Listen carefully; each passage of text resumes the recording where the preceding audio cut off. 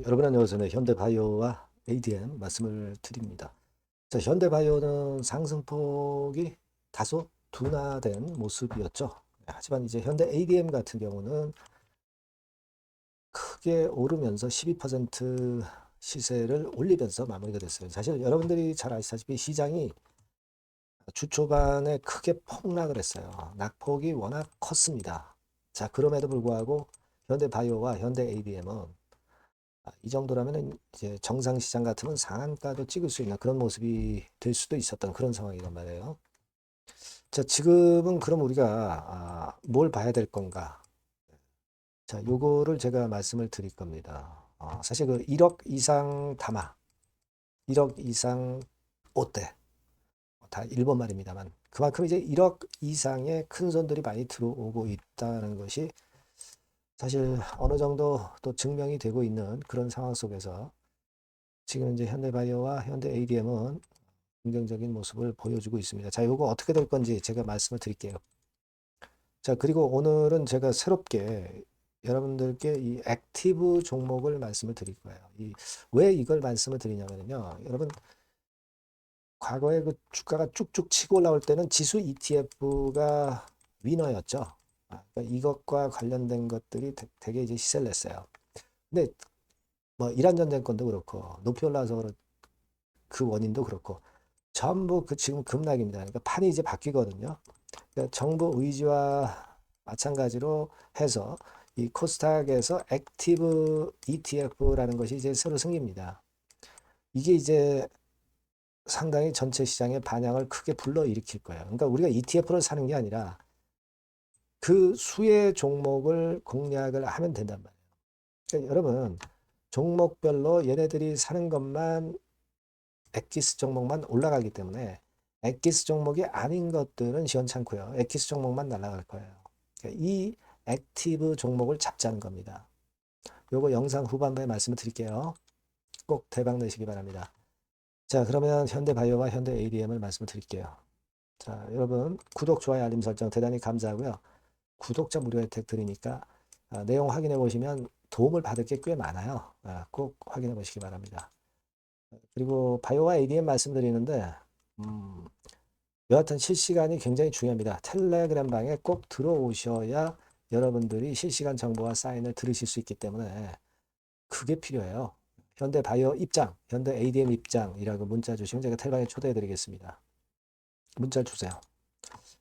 자, 여러분 지금 ADM이 좀 더 탄력적이고 바이오는 조금 둔했죠.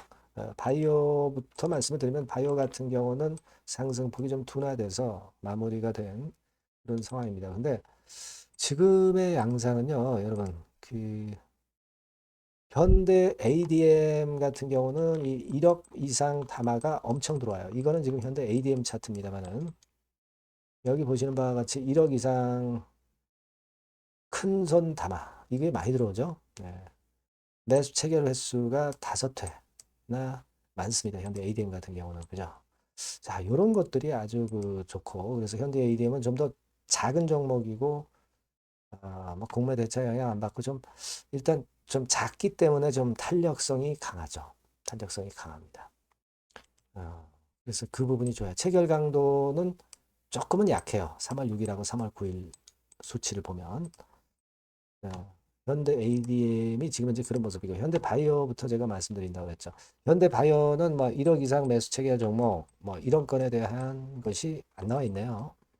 현대 ADM이 조금은 더 강한 모습은 그런 차이가 좀 있습니다. 수급에서. 그죠? 그리고 이제 보면은, 웃꼬리를 좀 만들었기 때문에 조금 약하고 수급 동향을 한번 보시면, 좀 외인기관 개인 좀 엇갈리죠? 그러니까 확실하게 이제 외관상으로 봐서는 수급적으로는 아주 강한 모습은 아니에요. 그죠? 객관적으로는 그렇습니다. 그리고 프로그램 매매 같은 경우도 좀 등락을 거듭하는 정도니까 프로그램 매수, 비차익 거래도 많이 들어오진 않습니다. 자, 그러다 보니까 상승폭이 약간 둔화된 정도예요. 우리가 재료적인 면은 다 알고 있습니다. 그죠? 근데 여하튼 지금 우리가 그건 다 아는 상황에서 수급을 이제 점검을 하는 거예요. 일단 우리가 주목하는 것은 현대바이오 그룹주들이 FDA 건에 대한 재료가 나오지 않겠느냐. 이런 정도의 강도라면. 그래서 지금은 패스트 트랙 그리고 혁신 치료제 지정 신청건이 뭔가 나오지 않겠느냐. 그죠? 예. 그리고 공동 개발 및 라이센싱 협력 글로벌 빅 파마하고 이런 건도 우리가 기대를 하고 있는 거고요. 그죠? 네. 이겁니다. 요것에 대한 재료는 아직 안 나왔기 때문에 그런 상황이에요. 근데 이제 여하튼 조금 그 약한 것이 좀 아쉬운 모습이다. 이렇게 말씀드릴 수 있고 임상 변경 신청건과 관련해서는 제가 그 전 영상에서 자세히 말씀을 드렸죠. 이거 호재도 아니고 악재도 아니다. 그 정도. 일단 행정 식약청 쪽의 요구에 응해서 임상 변경 신청을 한 것이다. 이런 게 너무 많으면 허가 시기는 좀 지연되는 거죠. 근데 뭐 지금 현재 많다고는 볼 수는 없고 지금은 그냥 정상적인 과정이다. 이렇게 보자고 말씀을 제가 올렸습니다. 예, 그런 상태예요. 그리고 현대 ADM 같은 경우는 아무래도 좀 작은 종목이기 때문에 현대 바이오와 비교해서 탄력이 좀 있어요. 탄력이 있고 개인기관 개인의 어떤 구도로 보면은 여기서도 좀 엇갈리죠. 네, 그래서 지금은 올라는 왔지만 수급이 아주 최대로 강도가 좋은 거는 아니죠. 나쁘지는 않다고 보겠지만은 강도가 좋은 건 아니에요. 네, 탄력적이다라는 강점 그리고 현대 바이오보다 좀 더 강하다는 거, 비교 우위가 있다는 거. 그리고 아까 말씀을 드렸다시피 1억 이상 매수 체결 담화들이 들어오고 있다는 점. 네, 이런 점들이 이제 강점으로 볼 수 있겠고요. 그죠? 그리고 프로그램 매매 같은 경우는 우리가 매수만 들어오는 건 아니고요. 좀 엇갈리죠, 등락이. 그런 정도로 볼 수 있습니다. 근데 좀 가볍기 때문에 바이오에 비해서는 좀 낮죠. 나은 모습입니다. 그래서 지금은 토탈 상황으로 보면은요. 자, 수급은 아주 강하다고 볼 수는 없습니다. 사실 객관적으로. 그죠?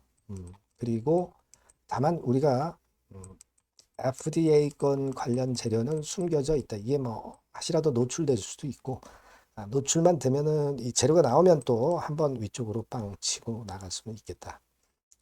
이렇게 볼 수 있어요. 그러니까 지금은 자, 이게 뭐 끝난 파동으로 보이지는 않는데 강도 있게 움직이는 데는 조금은 더 시간 같은 경우가 좀 필요할 수 있다. 이렇게 볼 수가 있는 거죠.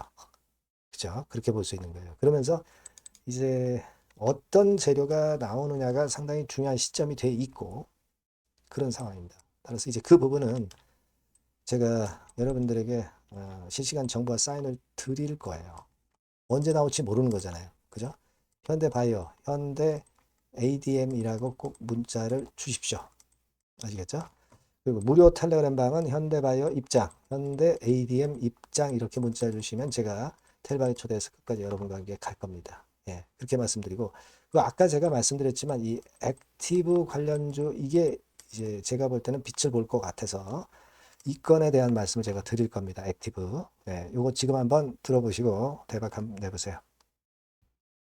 네, 여러분 이제는 말이죠. 액티브 ETF가 새로 출범하는 거를 여러분들이 잘 알고 이 액티브 종목을 집중 공략을 하셔야 됩니다. 그래서 제가 액티브 종목을 말씀을 드릴 거예요. 그러니까 여러분 요즘 그 지수 ETF를 투자하는 것은요, 네, 이미 한물 가버린 겁니다. 네, 이제는 지수가 한 차례 큰 폭으로 급등했다가 흔드는 그런 패턴이기 때문에 이제는 다시 그 코스닥 쪽에서 출범하는 액티브 ETF를 봐야 돼요. 근데 여러분들이 뭐 ETF를 하라는 말씀이 아니라 그 액티브 ETF에 편입이 될 종목을 해야 된다는 거예요. 예. 그냥 뭐 개인들 사는 종목들이 되는 건 절대 아니고요. 실제로 이 액티브에 편입이 되는 종목들, 네, 이런 종목들만이 차별적으로 또 큰 시세를 낼 거예요. 물론 여러분 코스닥 쪽 액티브 쪽 ETF가 새로 출범하는 겁니다, 여러분.